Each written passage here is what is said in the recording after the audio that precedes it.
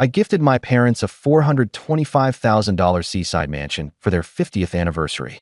When I arrived, my mother was crying and my father trembling. My sister's family had taken over.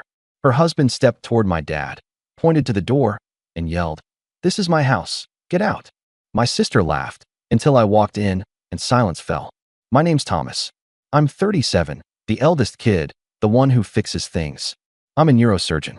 I live out of a locker at the hospital and a suitcase at home. I track my life in 4 a.m. pages and/or schedules. I don't drink much. I run when I can. I save almost everything I make because I grew up on overdraft fees and we'll see next month. I was the kid who translated grown-up panic. It'll be fine, I'd say at 10 years old while mom cried over late rent.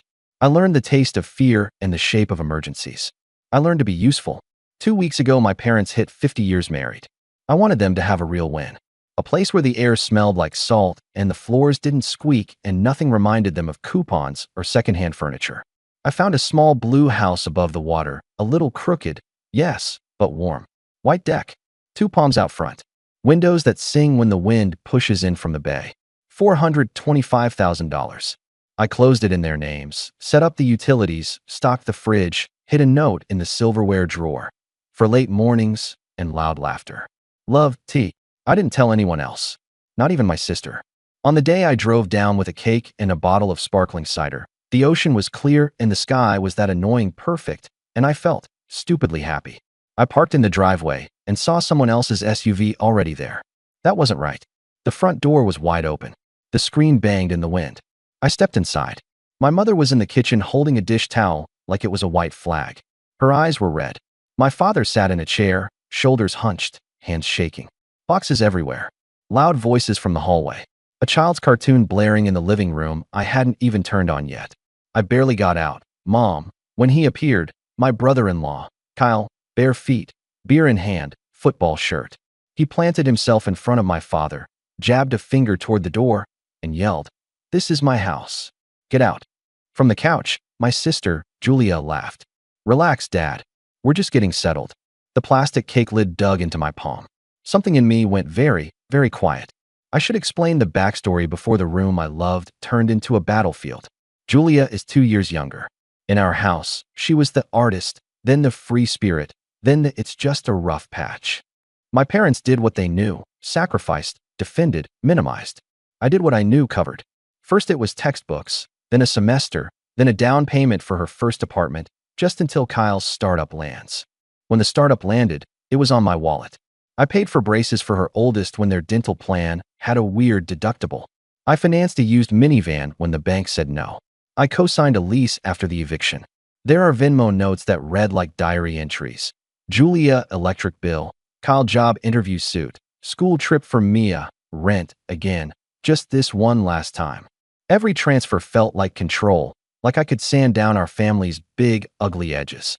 I was wrong. My parents helped too, in smaller, more bleeding ways. Mom packed groceries into Julia's trunk and called it cleaning out the pantry. Dad let Kyle use his tools and get practice on repairs that ended up costing more to fix. The chorus never changed. You know your sister. Not everyone's like you, Thomas. You were born old. In residency, I slept on call room mattresses and sent money on broken Wi-Fi at 2 a.m. because the landlord is threatening to change the locks in the morning. Somewhere along the line, I became a card you swiped without thinking about the balance. When I found the Seaside place, I planned it like a surgery. I put the deed in a trust with my parents as lifetime beneficiaries. I paid the taxes out 20 years on a dedicated account. I prepaid the HOA. I replaced the locks and then looked at the keys in my hand and felt like I was holding a life raft. I told Mom and Dad 1 week before the anniversary so they could cry in private and not drown in attention. We drove down together. Dad touched the banister like it was a violin he used to own. Mom opened each cabinet and exhaled. We sat on the deck and listened to gulls. I said, "It's yours." Dad tried to speak, but his voice broke. Mom said, "It smells like lemon and open windows." I stayed overnight on a blow-up mattress to test the plumbing. Everything worked. The next morning, I returned to the city to do a decompression on a little boy with a tumor the size of a plum. The house stayed with them. Here's where the system did what systems do. Julia called Mom day 2. "Are you at a beach?" "Whose house?" Mom, terrible liar, said, "Oh, we're visiting a friend." By dinner, Julia had triangulated the address from a blurry sunset photo in Dad's Facebook post. View from our porch. She arrived with Kyle, 2 kids, a dog, and the kind of entitlement you can smell from the driveway. Mom told me later on the phone, voice small, they just wanted to see it.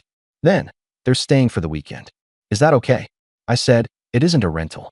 She said, we'll talk when you come down. By Saturday morning, my father was texting. Some confusion about the house. Julia keeps saying family home. Can you come? Then nothing. Then the call I didn't pick up because I was scrubbed in. Then the selfie from Julia in my parents' kitchen, captioned, home sweet home.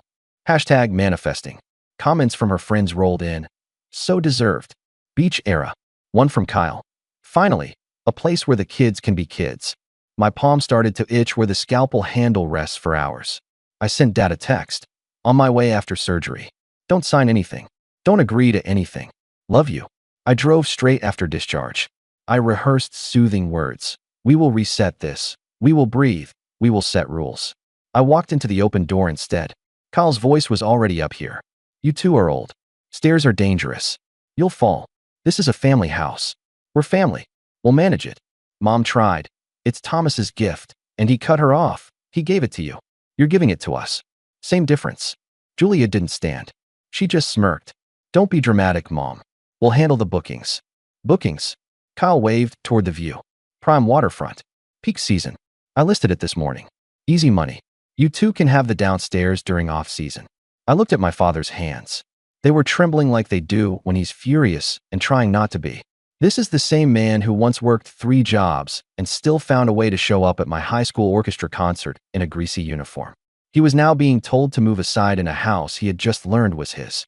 I was raised on be useful, not be loud. But the last text from Dad had been a request I couldn't file under later. I set the cake on the counter. It looked ridiculous on that table crowded with fast food bags and makeup kits. My voice when it came out was steady. Who told you this is your house? Kyle rolled his eyes like I was slow. Family money. Family house. Don't be weird. Julia added, sing-song, we're not asking, Tommy. We're updating. Mom's face crumpled. Thomas, can you just explain?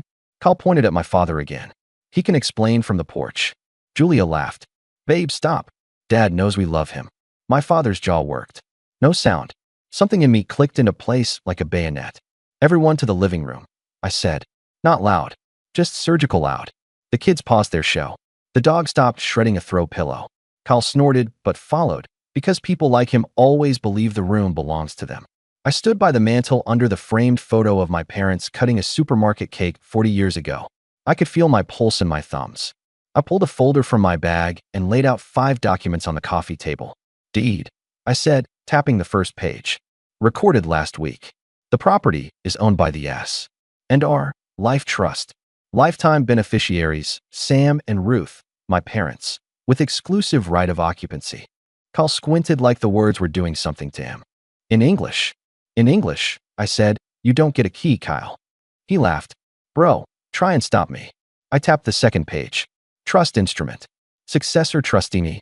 It gives me the duty to maintain the property for my parents' comfort. It also gives me the obligation to remove anyone who interferes with that. Julia's tone slid sugary.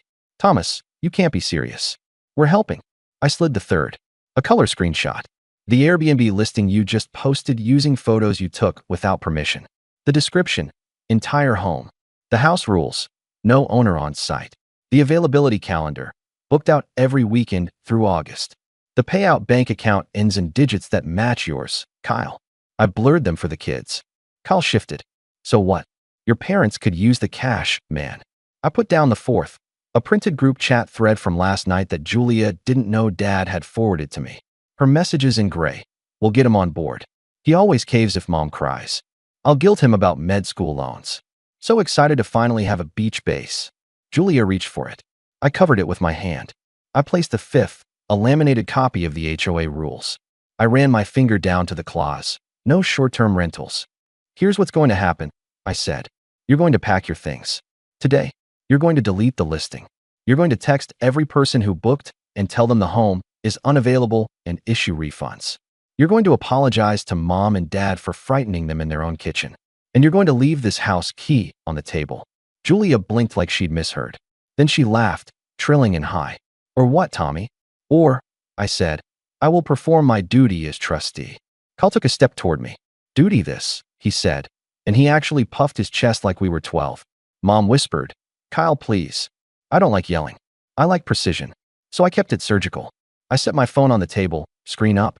On it, a drafted email to the HOA board with attachments. A second email to their council. A third to the county recorder with the Airbnb link and a request to flag the parcel for illegal use. A text thread open with a locksmith named Victor, who was parked 2 houses down because I called him from the highway when Dad sent that first some confusion. Kyle saw it and shuffled his weight. You wouldn't. I would, I said. And I already did. Julia reached for Mom. Mom, tell him. Tell him this is family. Mom didn't look at her. She looked at me. Thomas, she said, voice trembling. Do what you need to do. Kyle's face changed. He pointed to the door again. The same stupid gesture that had lit the fuse. Old man out. I stepped between Kyle and my father. My hands were steady because I've held brains that pulsed like birds. Point at my father again, I said quietly. And the only door you're going through is the one Victor is about to lock from the outside. Silence. Not even the cartoons. Julia tried a last angle. You're cruel, she said. You're abandoning your family. I exhaled. I am done being your wallet. That's not abandonment. That's a boundary. Kyle muttered. We'll see about that. He lunged for the folder, maybe to grab the deed, maybe to rip up paper like that could kill a trust. I simply picked up the papers, tucked them away, and turned to Dad. Dad, I said, would you like to stay in your living room? He swallowed. Yes. Then everyone who doesn't live here, go pack. No one moved. The doorbell rang. Victor, right on time. It took 3 hours because chaos always takes longer to unwind than to start. Victor changed the deadbolt while Kyle performed a quiet little tantrum in the driveway. Whisper yelling at Julia, kicking at the curb, calling someone to check a legal thing. The dog barked itself hoarse. The kids moved like embarrassed shadows, stuffing clothes into tote bags while half watching me as if I might explode. I didn't. I sat with Mom at the kitchen table and made tea in the kettle I'd bought. She kept dabbing her eyes with a napkin. I didn't want to tell you, she said. I thought we could smooth it. They came in so fast. They said it would be easier for us this way. No stairs for your father. Less to clean. They said they'd take over the hard parts. The hard parts are the parts that mean ours, I said. She nodded, a small, guilty nod I know from every time she apologized for the weather. Dad stared out at the water. I thought I'd be stronger, he said. I should have told them to leave. You called me, I said. That was the strong part. In the living room, I opened my laptop, connected to my hotspot, and forward canceled every illegal booking. I wrote each customer. Listing removed by owner. Refund issued. I attached the HOA rule for the one who threatened a review. I drafted a short letter to neighbors. You may have seen cars. There was confusion. There will be no short-term rentals at 24 Seaside. Julia tried to reframe it at least 3 times. First pass. We were just excited for them. She sat on a packed suitcase, face arranged into soft hurt. I wanted the kids to be around their grandparents more. You know how you work. Second pass. It makes sense if you think about it. You're never there. They're getting old. We're the ones with energy. Third pass. When I didn't argue, didn't bite, she went for blood. You think money makes you the parent, Thomas. It doesn't. You buy things so you don't have to be a person. I bought a house for our parents, I said. I didn't buy a permission slip for you to steal. She flinched at the word, then went cold. We'll remember this, she said. I hope so, I said. Kyle refused to hand over the key. Come and take it, he smirked, which would have been cute if Victor hadn't installed a keypad lock 10 minutes earlier. I reached past Kyle, pressed 0-0-0-0, then reprogrammed it to a code Dad chose while Kyle watched all his leverage sink in the sea air. He tried another angle. You think you're clever with your papers, he said. I know a guy. I know the county clerk, I said evenly. And your guy is about to tell you a trust beats a tantrum. He stared at me like he was trying to decide if I was bluffing. I wasn't. When they finally carried boxes to the SUV, Julia paused on the porch. You could have just talked to me, she said. I have been talking to you for 10 years, I said. Her mouth tightened. You'll regret this when they need help and you're not around. I looked at Mom pouring tea. I looked at Dad's hand finally still on the armrest. I am around, I said. For them. They drove away. The dog yapped at the window like it had an opinion about property law. After they left, the house changed temperature. It was the same air, but not the same air. I could hear the ocean through the screen. I could hear my parents breathing. I went room to room with a trash bag. Picked up juice boxes and a plastic tiara and 2 socks that didn't match. I found a folded printout in the guest room drawer, Kyle's business plan. He'd estimated monthly profit at 5 times the HOA fine. In the margin, Julia had written, "Tom won't say no if Mom cries." I put the paper down like it was something sharp. Mom kept apologizing for the mess. I kept saying, "It's just crumbs." When the sun slid down, Dad took my arm. "Son," he said, "I don't know how to say this without sounding like I failed you both." "You didn't fail us," I said. "You gave us everything you had. You gave too much to her for too long." "We all did." He nodded and didn't argue because it was true and the truth was a relief. I made a simple dinner. We ate on the deck. Mom told a story about her first apartment, the one with the mouse she named Bernard because he only came out on Sundays. Dad laughed the laugh I only hear when he's not being careful for everyone else. My phone buzzed like a nest of hornets. Text from Julia, "You made Mom cry." From Kyle, "Cease and desist, Dr. Boy." From an unknown number that turned out to be Kyle's cousin, "We're coming down next weekend, right?" We already invited people. I put the phone face down and ate my salad. That night, I set the alarm system.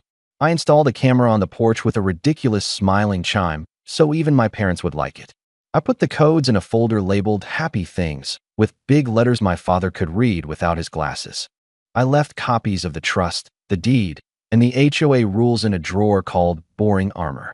On my way out, Mom stood in the doorway with her sweater pulled tight. "I'm sorry it came to this," she said. "I'm not," I said. "It needed to." The next week, everything wobbled like a table with one leg too short. Julia ran a loud campaign in the family chat. Thomas stole a house from the grandchildren. Screenshots poured in from cousins I barely speak to. Julia's Instagram stories, blank background, white text, "When money makes you cruel." Then a photo of my car in the driveway with "Some people think they can buy love." I didn't reply. I built a small wall. I called our aunt who still says what she means. I explained, in simple lines, that the house belongs to my parents and will remain that way as long as they live. I asked her not to carry our pain like gossip. She said, "Finally, Thomas." And that was that. I wrote Julia and Kyle one email. Polite, firm, boring. I included 3 bullets. All contact regarding the house goes through me. You do not have permission to enter the property. Any violation will result in action from the HOA and our attorney. I CC'd myself. I CC'd nobody else. I set the email as an auto-response to any of their future messages about the house. I promised myself I would not negotiate with a story that always ends the same way. 2 days later, a notification pinged. "New booking request, Sea Spray Cottage." Kyle had relisted under a different account with a photo of the back deck. I forwarded it to the platform's trust and safety with the deed and trust attached. 10 minutes later, listing removed. User banned. I didn't feel triumph. I felt like a janitor at a stadium after a game, just doing the work. Dad called me one morning to say the house smelled like toast and salt and that he slept through the night for the first time in months. Mom sent a photo of her feet on the deck rail, ankles crossed, nail polish bright pink like when I was 5 and thought she was movie star beautiful. They looked light. In the background of all that softness, Julia kept scratching at the wall. She sent me a payment request in an app for emotional damages. She mailed my parents a letter that began, "As your primary caregiver," which was a sentence that had never been true. Kyle posted a meme with a syringe and a $sign like I stole organs for money. Their noise didn't change the air in the little blue house. One night, Julia called from a blocked number. I answered because I'm either soft or hopeful. She went quiet when she heard my voice. Then she tried a new tactic, a whisper. "Tommy, listen. We're behind. Kyle lost his contract. We're going to lose the apartment. The kids." I closed my eyes. There is a point where empathy becomes gasoline. "Julia," I said, "I will not discuss the house." "So money matters more to you than family," she snapped, mask back on. "Boundaries," I said, "are how I can be family and not a bank." She hung up. I let the silence sit like a patient in recovery, monitored, protected, painful in a healing way. 2 weekends later, I drove down early. Coffee in a thermos, stethoscope still around my neck from habit. The water had that flat silver look like it was resting between breaths. I fixed a sticky door hinge. I put tennis balls on the garage shelf at the right depth so Dad could pull the car in without bumping the wall. I labeled the breakers because Dad loves labels. Mom made pancakes, burned the first batch, laughed. We sat at the table and spoke about groceries, about the neighbor named Jan who leaves shells in a jar on the fence, about the pelican who refuses to be dignified. No one said Julia for an hour. It felt like a clean countertop. After breakfast, Mom touched my hand. I'm going to talk to your sister, she said. Not to argue. To say no. I'm not asking you to choose, I said, and I meant it. I'm not interested in that scorched earth thing where people declare winners. I wanted my parents to have a porch in peace. Mom smiled small. It's not choosing, she said. It's stopping the pretending. Dad cleared his throat. I should have taught that better, he said. I taught you to work. I didn't teach you to stop. You taught me to love and to stay, I said. I'm just learning the without being eaten part. He laughed, low, grateful. I walked the perimeter and tightened the gate latch. I checked the camera angle. I printed a little sign for the entry table. Welcome home, Sam and Ruth. It felt corny and exactly right. Later, alone on the deck, I thought about the headline my sister would write if she owned my story. I gifted my parents a house and ruined my family. That's not what happened. What happened is I stopped paying the troll under the bridge. What happened is I made a gift and then guarded it so it didn't become a weapon. I used to tell myself that handing out money kept the peace. It didn't. It kept the noise quiet while resentment fermented in the walls. Boundaries are louder at first. Then they're a hush no one can fake. The messages slowed. Julia pivoted to other audiences. Kyle found a new hill to throw a tantrum on. My parents started saying small no's that sounded like yes to their own lives. No, we can't watch the kids this weekend. No, we can't drive across town to fix your car. They started saying yes to early sandwiches, to naps, to pointing out boats with funny names. A month in, my niece, 16, all band tees and big eyes, sent me a DM that just said, "The house is pretty. Grandma looks happy there." I typed back, "Come visit with Grandma's permission." No bookings, just pancakes. She sent a laughing emoji and then, okay. A tiny truce with someone who didn't break anything.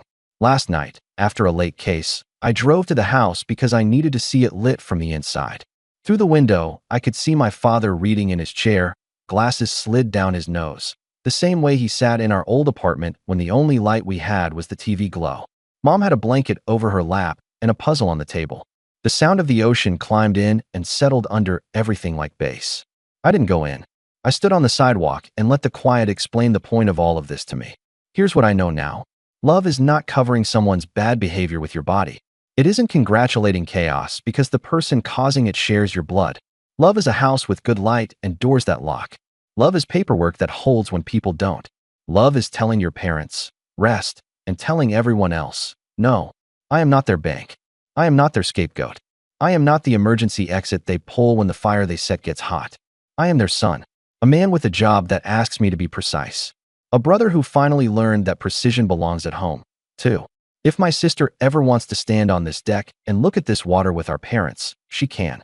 She can come with empty hands and an apology, not a business plan. She can be family without touching the thermostat. Until then, the house stands. The locks click. The gulls argue. The windows sing when the wind pushes in from the bay. Inside, my parents breathe easy. That's the moral if there is one. A gift should not cost you yourself. And a boundary is not cruelty. It's the way love keeps its porch light on without burning down the neighborhood.